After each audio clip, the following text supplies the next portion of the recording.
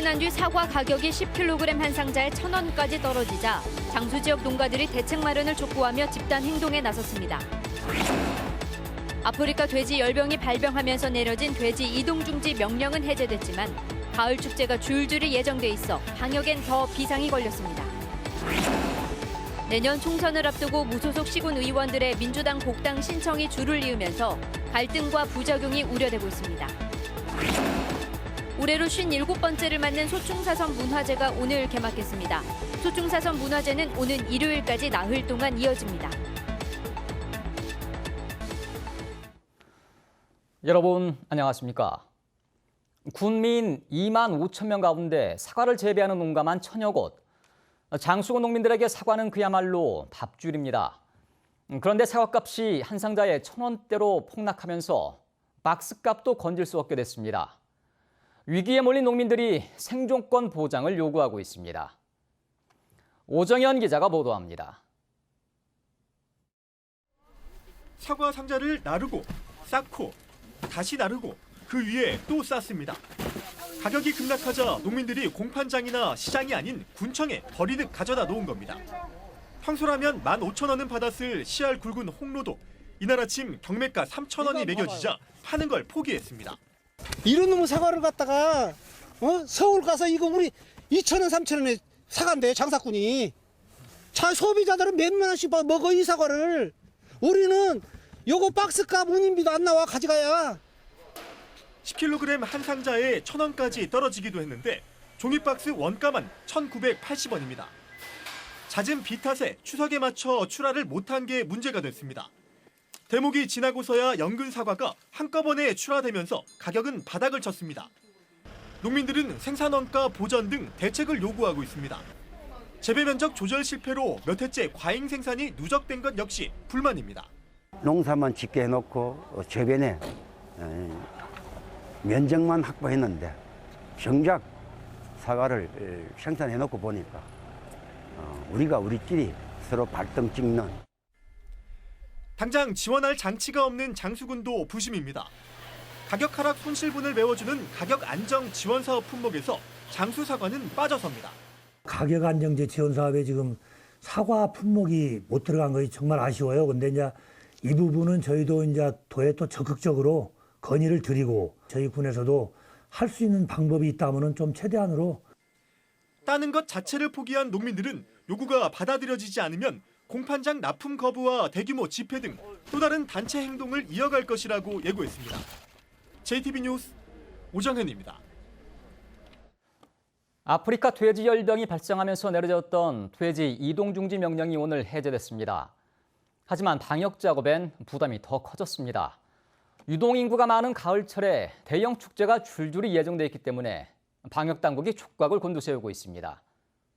하원호 기자가 보도합니다. 26만 마리의 돼지를 키우는 김제 용지, 도내 최대 돼지 사육단지에 바이러스가 유입되는 걸 막기 위해 소독시설이 추가로 설치됐습니다. 바이러스가 확산이 되면은 저희 김제시 축산농가가 상당히 손해를 많이 봅니다. 그 피해 액수는 수천억 정도 달하기 때문에 돼지 일시 이동 중지가 해제되면서 방역엔 더 비상이 걸렸습니다. 전라북도는 아프리카 돼지 열병이 발생한 경기도 지역의 돼지 반입을 무기한 금지하고 거점 소독시설도 18곳으로 늘렸습니다. 다음 주 진안과 전주에서 열릴 예정이던 축산인 대회와 수의사 한마당 행사도 모두 무기한 연기됐습니다. 문제는 나들이 인파가 많아지는 가을철 대형 지역 축제까지 잇따라 열린다는 점입니다. 오는 26일 김제 지평선 축제를 시작으로 다음 달 말까지 전주 세계소리축제와 정읍 구절초 축제, 진안 홍삼축제 등이 예정돼 있습니다. 지역의 어떤 행사라든지 여러 어떤 경제적인 활동 면에 있어서는 최소한의 어떤 방역 조치를 취하고 여러 가지 활동들을 진행할 수 있도록. 110kg 기준 산지 돼지값도 38만 5천 원에서 돼지 열병 발생 직후 52만 3천 원으로 폭등했고 삼겹살 소비자가도 오름세를 보이고 있습니다. 아프리카 돼지 열병이 조기에 종식되지 않는다면 경제 전반에 악영향이 불가피할 것으로 우려됩니다. JTB 뉴스 하원호입니다. 내년 총선을 앞두고 무소속 시군 의원들의 민주당 복당 신청이 줄을 잇고 있습니다. 총선 입지자들이 당내 경선과 본선을 위해 기초의원 영입 경쟁을 벌이고 있기 때문인데 예상 밖의 부작용도 우려됩니다. 이승환 기자의 보도입니다. 지난 10일 3명의 남원 시의원과 임실 군의원이 민주당 복당 신청을 했습니다. 사심없이 순수한 마음으로 입복당을 결심하였음을 보고드립니다. 수구초심의 마음으로다가 이보다 앞선 6일에는 평화당을 탈당한 정읍 시의원, 16일에는 2명의 무소속 고창 군의원도 복당을 신청했습니다. 무소속이나 군소정당 시군 의원들에게 지지율이 절대적으로 높은 민주당 복당은 뿌리치기 어려운 유혹이 아닐 수 없습니다. 총선에 나갈 민주당 지역위원장들도 곧 닥칠 당내 경선과 본선에서 읍면동 조직이 탄탄한 시군 의원만큼 든든한 우군은 없기 때문에 적극적인 영입에 나서고 있습니다.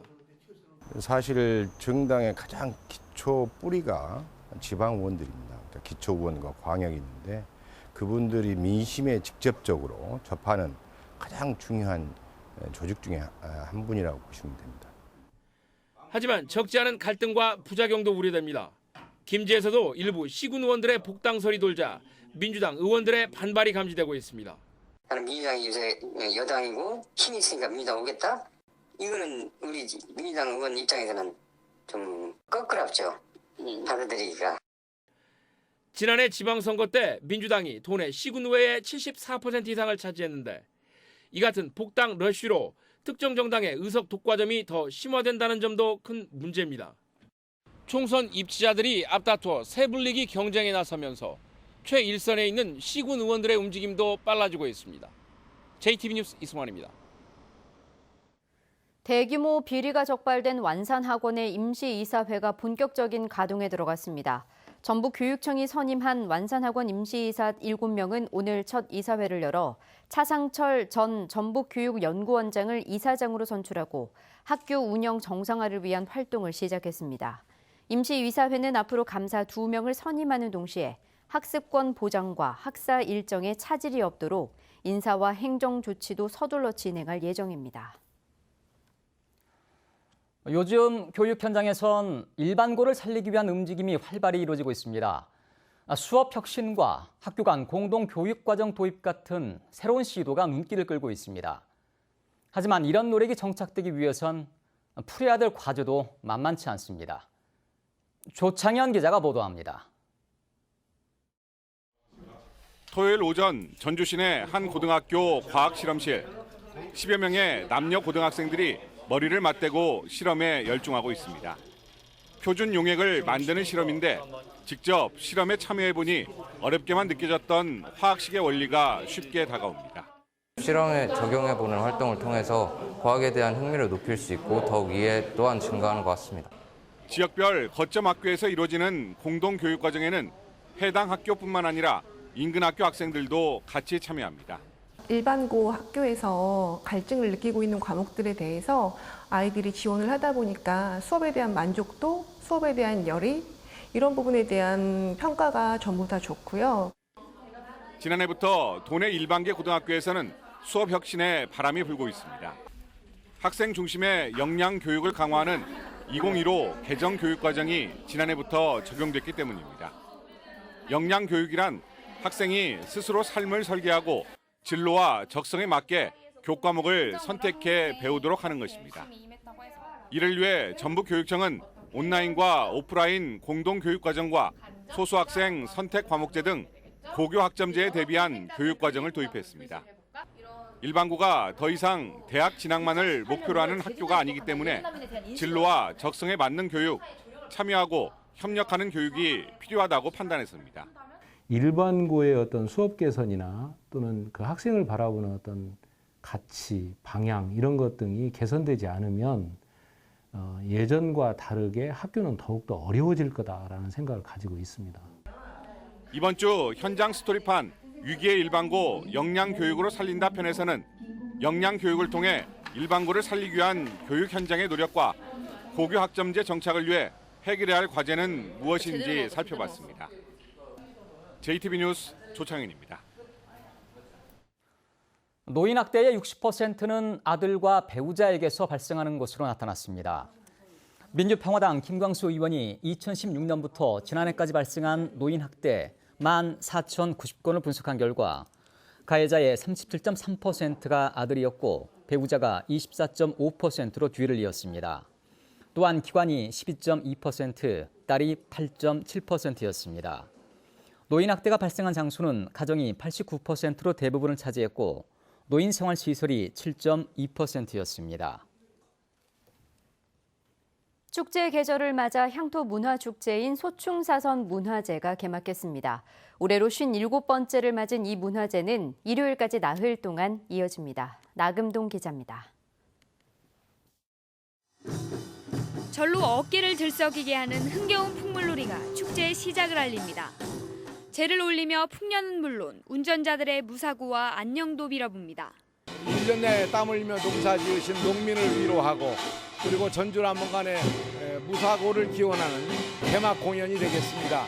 22일까지 열리는 이 풍성한 축제에 도민 여러분 많이 오셔서 즐겨주시고 향토문화축제인 제57회 소충 사선문화제가 막을 올렸습니다. 전설 속 선남 선녀가 거닐던 임실 사선대광장 특별무대를 중심으로 풍성한 행사가 나흘 동안 진행됩니다. 사선녀 선발대회는 전국에서 21명의 후보가 참가한 가운데 열립니다. 트로트 가수 초청 개막 축하 공연, 호남 좌도 농악경연대회, 소충 사선문화상 시상식 등 눈과 귀를 즐겁게 하는 행사도 잇따라 펼쳐집니다. 특히 마지막 날에는 3.1 만세운동과 상해 임시정부 수립 100주년을 맞아 남진과 현숙 등 유명 트로트 가수들이 출연하는 JTB 전주방송의 특집 공개방송이 예정돼 있습니다. 행사장 주변에는 먹거리 장터, 특산물 판매 부스와 함께 다양한 체험 행사도 함께 열립니다. 소충 사선문화제는 오는 일요일까지 나흘 동안 이어집니다. JTB 뉴스 나금동입니다.